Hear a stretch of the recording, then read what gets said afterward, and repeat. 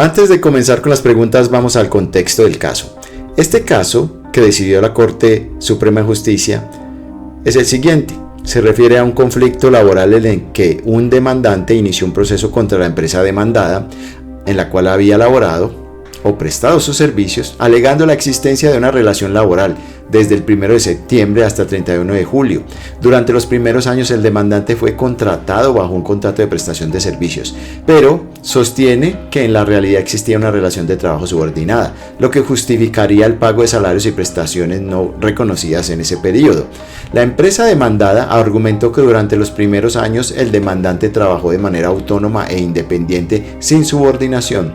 Sin embargo, tanto el Tribunal Superior como la Corte Suprema fallaron a favor del demandante, estableciendo que existió un contrato de trabajo durante todo el periodo y condenando a la empresa demandada a pagar las prestaciones adeudadas y una sanción moratoria por encontrar a la empresa actuando de mala fe al disfrazar la relación laboral bajo un contrato de prestación de servicios. Y bajo ese contexto de ese caso, vamos a realizar las siguientes 5 preguntas.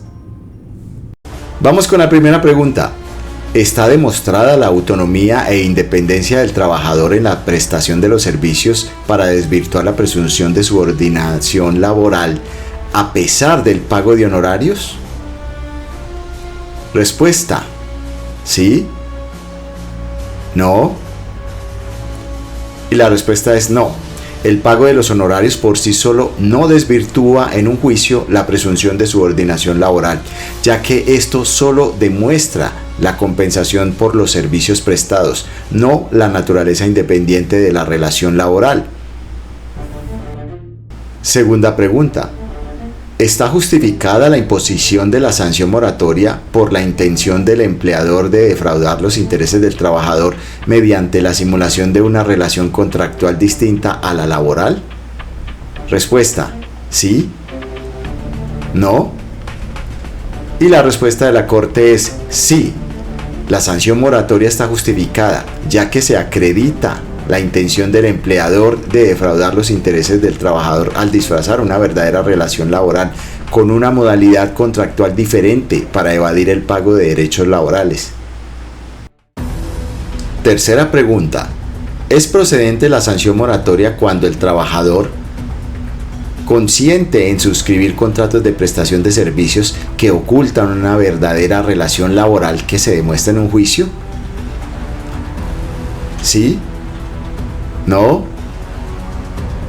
Y la respuesta es sí, es procedente la sanción moratoria, ya que el consentimiento del trabajador en suscribir contratos de prestación de servicios por necesidad económica no implica buena fe por parte del empleador, quien aprovechó su posición para evadir obligaciones laborales.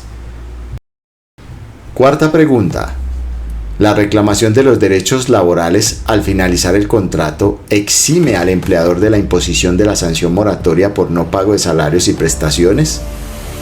Respuesta: sí. ¿No? Y la respuesta de la Corte es no. La reclamación de los derechos laborales al momento de la terminación del contrato no exime al empleador de la imposición de la sanción moratoria por el no pago de salarios y prestaciones. Quinta y última pregunta. ¿Los contratos de prestación de servicios y sus certificaciones son suficientes para demostrar la buena fe del empleador en relación con el pago de salarios, prestaciones e indemnizaciones? Respuesta: sí. ¿No? Y la respuesta de la Corte es no.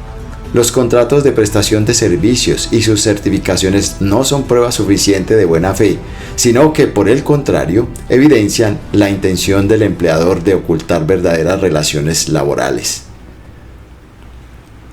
En la descripción vamos a dejar una sentencia para que ustedes, si desean investigar a profundidad, encuentren allí estas respuestas que acabamos de dar.